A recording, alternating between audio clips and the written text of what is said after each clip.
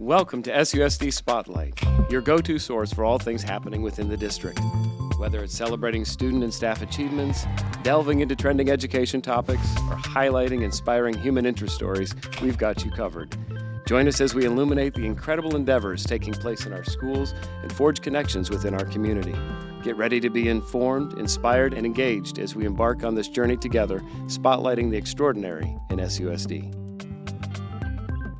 We are so excited to welcome in studio today former SUSD Superintendent Duane Sheldon. Now, many people may have been students when Duane was superintendent here from 1986 to 1996, but I'm pleased to know that Duane actually came to Scottsdale from Michigan. So welcome today, Duane. Thank you. Thank you. We're so interested in hearing the stories that you have to share about your time in Scottsdale, but maybe you can tell us a little bit about your background, what drove you to become an educator and then ultimately led you to Scottsdale. You know, I think we all have people we look up to when we're young, and I just happened to have a brother-in-law who was not only a great athlete, and he was a teacher and after college, and I just always kind of admired him. I didn't go into the same field that he taught in, but anyway, make a long story short, he and my sister moved to California after college, and after my wife and I graduated from Michigan State, Go Green. We followed them out to California for a year, and my wife taught in the same high school, and I got my master's degree, and then we decided to go back to Michigan. And I spent 17 years in Michigan in a very nice suburban community, Bloomfield Hills, and had every opportunity you could dream of in education, from teaching 7 years at the high school level and central office. And I had a year internship as an assistant principal in a junior high school, and followed that with director of curriculum and elementary education, which was neat because I learned a lot from some really great principals, elementary education. And then there was a situation at the high school where the principal was asked to leave, and they thought they hired a new one, and the new one backed out in the middle of the summer, and the superintendent asked me if I would walk across the street and cover for a couple of weeks to get school going, and while they searched for a new candidate. And after 2 weeks, he asked me if I'd be willing to stay there. I think to get rid of me maybe at central office, but it was a great opportunity. I would say at the time that was one of the premier high schools in the state of Michigan, and Andover High School. And now they just have one high school in the district. They're both combined, but it was a great experience. And from there, we loved Scottsdale. My wife and I and family visited several times, and I just happened to be in Scottsdale to a seminar in the spring of 1083, and the headlines in the Republic was, "The Scottsdale Board chooses to close Scottsdale High School." Mm-hmm. And then it went on to say the superintendent, acting superintendent, who had recommended they close Arcadia. And I remember turning to my wife and saying, "There are going to be some jobs open in Scottsdale." I didn't really think much more of it until a good friend of mine and a mentor in Bloomfield Hills brought me the placement information from the University of Michigan, and he was always looking for a job. He was deputy superintendent, good friend, and he knew I liked Scottsdale, but he just wanted to show me there are two positions in Scottsdale, assistant superintendent positions, and that's kind of the position I had in Bloomfield Hills for 7 years before I went to the high school. I said, no, probably not interested, but thanks. And we talked about it and decided, well, I'll write him a letter and see. And got invited out and ended up taking a pay cut and moving out west. And haven't regretted it. I certainly don't regret my time in Bloomfield Hills. It was tremendous, and like I said, it had every single opportunity, including a paid PhD program and the internship that went along with that, an opportunity to meet professors from the University of Michigan, Michigan State, and being able to select any of the universities in the state for my PhD, and so I mean that was great. But Scottsdale turned out to be equally good, and every job I've had has been the greatest job while I've had it. And opportunities broke for me in Scottsdale, and after 2 years, I became superintendent in Scottsdale. You have the distinction of being the longest-serving superintendent in our district's history. Since 1922, there have been 27 people who have held the title of superintendent, and you served 10 years. So what was the secret of your longevity? The times. I mean, the times were right. Had tremendous boards of education, several changes in that time. They had faith in me. They were working with a search consultant and couldn't find the person that they could all agree on, so they asked me if I'd be willing to step in and be in acting, and I told them no. They had enough acting. So I said, I'm happy doing what I'm doing, and whatever your decision is in terms of superintendent, I'll support that person, and if that person wants to make a change after a year, then I'll move. But I was interested in obviously staying in Arizona. Our kids were middle school at that time, and I wanted to be not moving too much, And they came back to me after a couple of weeks and asked me if I wanted, and I said, well, I have to talk to you about that. So we spent a Saturday hashing over some things, and anyway, it worked out well. I think it worked out well for the district and well for me and my family, and so. Well, you mentioned it being a different time, and it was high growth, as I recall in our previous conversations, a lot of new schools. What was that like, and how challenging was it to navigate that? A school a year, just about, either planning or building. What was different back then, I think several things were different. Number one, the community was different. It was, at that time in the early 80s and prior to that even, it was more of a family-oriented community than I think it is now. There were no high-rise apartment buildings. There were some condos for senior citizens. And, the word was, well, they never support bonds or anything, but they did. I mean, all we had to do was ask and have a plan. But so that was a major difference. It was a different feel in the community back then.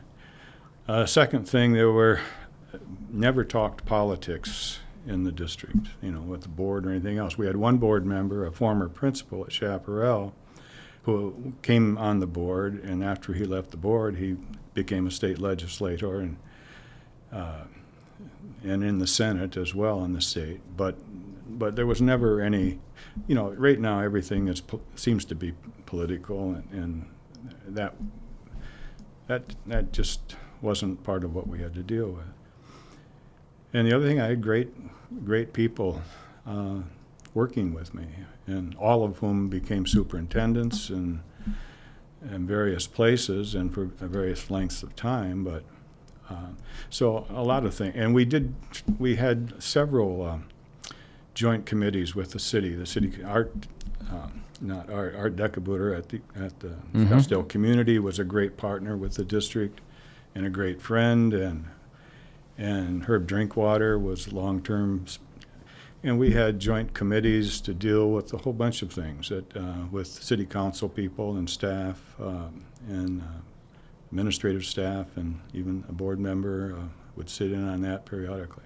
So all of those things kind of came together. And we didn't have like podcasts. As superintendent, I didn't have to answer a lot of emails because there wasn't such a thing. In fact, we barely had computers.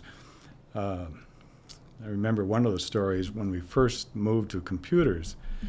We were working with Apple at the time, and we got the original Mac, which was like a shoebox turned on an end, and And I encouraged principals, because we got them in just before summer, and I encouraged principals to take them home, and they didn't know what to do with them and play with them and just get used to them, because the teachers were going to have them, and they better know a little bit of the rudiments of computers at that time. But that's about where we were. So it was a simpler time, I'll just say that. And I don't think 10 years.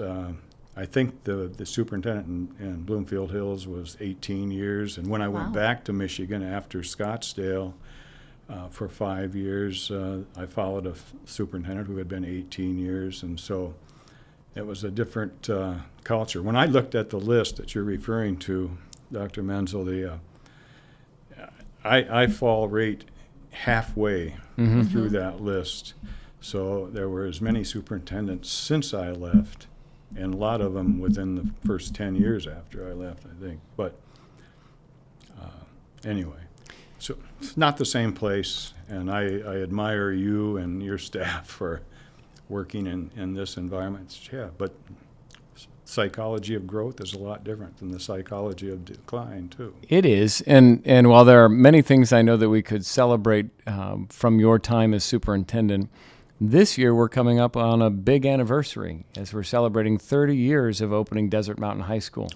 Can you tell us a little bit about that experience and what it was like to put Desert Mountain where it's located now? Because I think it looked different back then. It was an interesting time because people thought we were crazy, first of all, for buying the property out there. There were basically no homes. There were a few models across the street. I remember being in a courtroom with one of the owners of a portion of the property who didn't want to sell to the district. And I finally said that we would be happy to put the baseball field adjacent to his property with a short left field fence. But no, the judge ruled in our favor. And so anyway, we built the school, and that followed. Mountainside was there. We built Mountainside first. And that was quite a structure. 30 years, man, that's a long time. That means I've been gone for at least 30 years from Scottsdale. and your impact still is felt throughout the organization. There are people here, teachers that worked here during your time as superintendent, and they talk fondly about your leadership. So I'm grateful that we've had the opportunity to develop a friendship since I arrived. I think that's really important. And while some things are different in terms of the political environment, other things remain the same. You talked about the importance of the partnership with the city and others. And I think at the end of the day, that's what it's really about, is building the sense of community, connecting with those who are living, working, and building a quality of life that really is special in this community. I think that's why we kept our home in Scottsdale when we went back to Michigan. And it was a selfish move in a way. It got us closer to the cottage for 5 years and also allowed me to retire from a great retirement system at the time. And it was a great experience, great district back there, different, but great opportunity, great people I worked with. In fact, John Butts, one of the assistants out here, became an assistant for me back there and then followed me as superintendent when I left after 5 years. And I told the board when I took the job, if you want me, I'm here for 5 years, and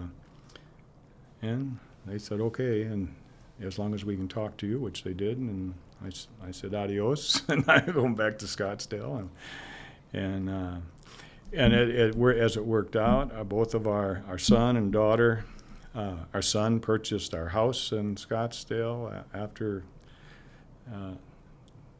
begging for it for a few years.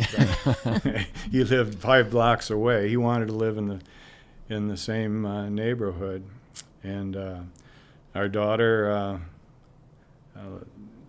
3 daughters, all in the Scottsdale School District. 2 now are in college. One's a senior at ASU, and one's a sophomore or going into a sophomore year at San Diego, University of California at San Diego.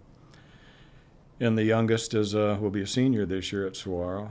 And our son's three daughters, all at Saguaro, where my son and daughter both graduated, and two of them one graduated college after 3 years, and the other is just starting at Biola University in California. I mean, they've had great experience at Saguaro. They've gone through the math, science, I mean, they've had tremendous opportunities and a curriculum too. Well, you were instrumental in establishing many of the community partnerships that were forged during the time that you were here and remain strong partnerships today. And I'm curious how they impacted the educational offerings that were available to students and how you continue to serve in that vein today. Well, I was a member of a Rotary that no longer exists, but our Rotary kind of adopted Coronado and had kind of a partnership with Coronado for years, and we provided scholarships for students, usually 1 or 2 scholarships a year. But our real support was to the special education department, and we did a lot for the teachers in that department at the time, and in fact invited the senior teacher in that program to become a member of our team. So. Of our club. So we had a partnership going, and when we closed, we had a foundation that had $100,000 in it, and we were looking how we could give that money to somebody that it made sense. And I wasn't a president at that time. I had been the previous year, but I remember our discussion, and we very quickly made the decision to donate that to Coronado. With a 10-year stipulation that they continue our scholarship program, which was, we called it Service Above Self, which is the motto of Rotary. And after 10 years, if there was any of that money left, then they could do what they wanted. And so several of the Rotarians served on the board of that foundation at Coronado initially. And I did initially, and then I was gone. Well, by this time I was back from Michigan, so I stopped my participation in the board for a couple of years, and then got back involved. And then after 10 years, we still had the $100,000 basically, and said I was familiar with the Promise programs that started in Kalamazoo, Michigan, and suggested that, and people kind of took that and ran with it, and here we are. We had $1 million donation from a graduate from Coronado, and now the Charros have stepped up as I knew they would, and that was another partnership that we always had with the Charros, and the other things that I smile when I see learning communities. We call them complexes. I like learning community name a lot better. We did, but we tried to create a flow, K-12, and involve parents and administrators and teachers at those levels. And I don't know how it was a struggle at first in some ways, but to see that concept still out there. Another thing that I took a lot of pleasure in is some unique schools that we started. Arcadia Learning Center, that's changed names now. Echo Canyon now. Echo right. Canyon, yeah. My wife and I were invited to their 25th anniversary, and it was fun to see kids that went through that K-8 school were now in their 30s and doctors and lawyers, and there was a big crowd, probably 200, and I'd never seen that from basically an elementary or K-8 school at the time. That kind of commitment back to that school, and that was neat. I know the name has changed, and I think the whole approach has changed a little bit at that school, but that was one. Aztec was another one that got a lot of interest in, not just in Scottsdale, but in Arizona and the country. We used to sponsor a national conference. We did it for about 3 years, and we'd get 300-400 people from around the country, and that was one of the schools they wanted to visit and see the kinds of things that we were doing, and we had some big name speakers come out for that, And then the last was the traditional school. That there was some resistance. That was one area where there was some resistance on the board initially, because they said that doesn't fit your style. And I said, well, my style is to meet the needs of parents and kids. Right. Mm-hmm. And because we didn't start anything that didn't have those two things in concert. So I met with a couple of parents for about a year, or a little bit more than a year, and we talked. And I said, I'm willing, if you've got the support. And I talked with Bobby Safaro, was a principal at one of our schools, and a great principal, and she wanted to be the first principal at that school. And so it opened, I think, the year that I left, or the year, right when I left. So I wasn't here, but I noticed that it still exists. So that made me feel pretty good. In fact, back in Granville, we opened an elementary school that was different than all the others, and we called them our own charters, because the board really charted something different, as it did out here. But back there, it was tied to the year 2000 and stuff, and it was a whole different approach.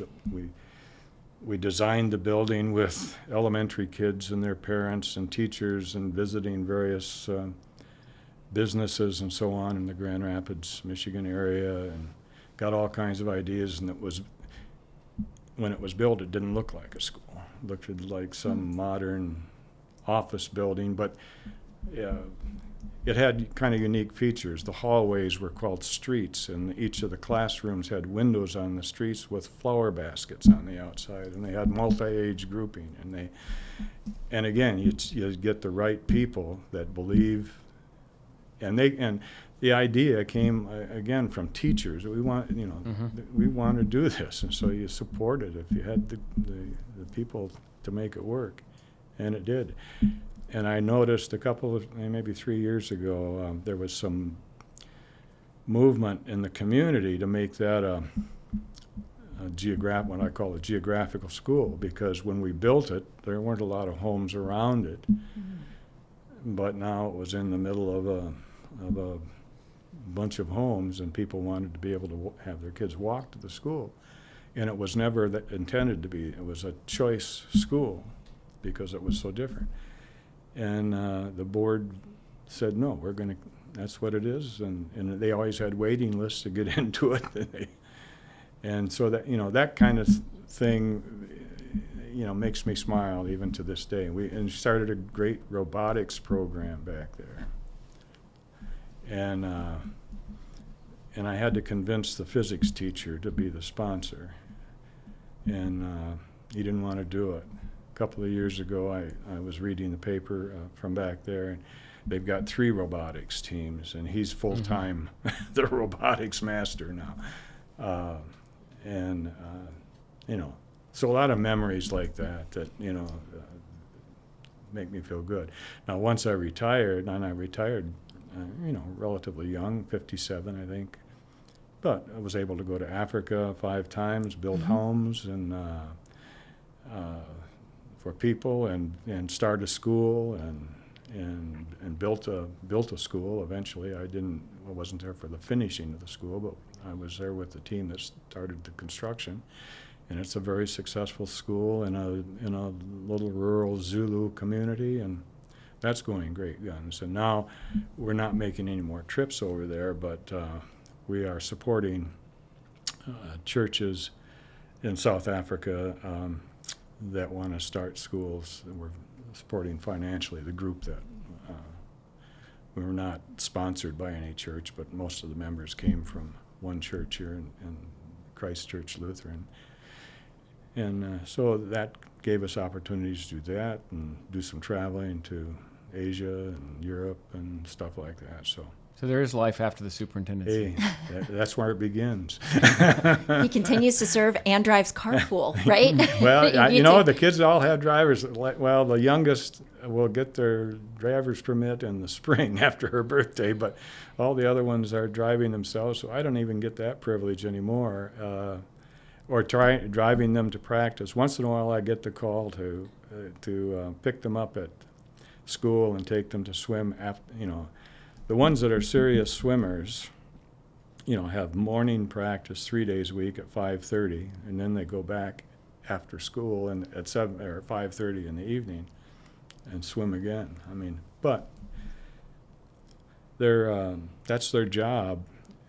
In addition to being excellent students, but they've earned a lot of money in terms of scholarships that pay their way through college later years, which is happening. So it's got to be fun to continue to experience our schools now through this different lens, and so many of those programs that were established during your tenure and the way you really embraced school choice with ANLC, now ECHO, and Cheyenne, and the additional programs that have been developed to continue to give parents choice, the best choice. I think, and I tell you, I never went to a swim meet when I was superintendent.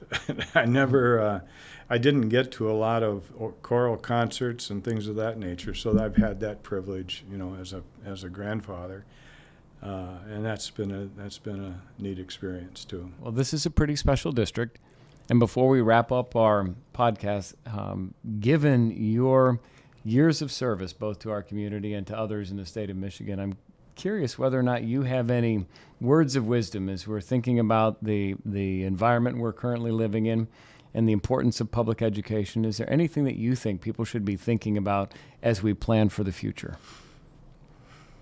Well, this might not be popular, but I'm not opposed to charter schools. I think they're a neat challenge for places like Scottsdale, and we ought to take a look at the ones that are successful and decide we're going to compete with you for kids. We're not just going to give our kids up.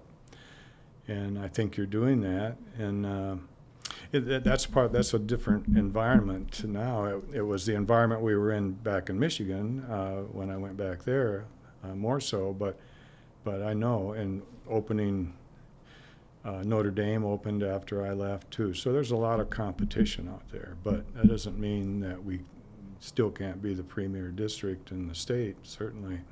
That is absolutely our aspiration. We're so grateful for you taking the time to share your story with us and for the impact that you've had on the Scottsdale community. Thank you for being with us today. Thank you. Good seeing you again. And we hope that listeners will continue to share our podcasts and tune in. You can follow us on any of the streaming platforms. And of course, go to susd.org/spotlight to pitch us your ideas so we can have more fun guests like this.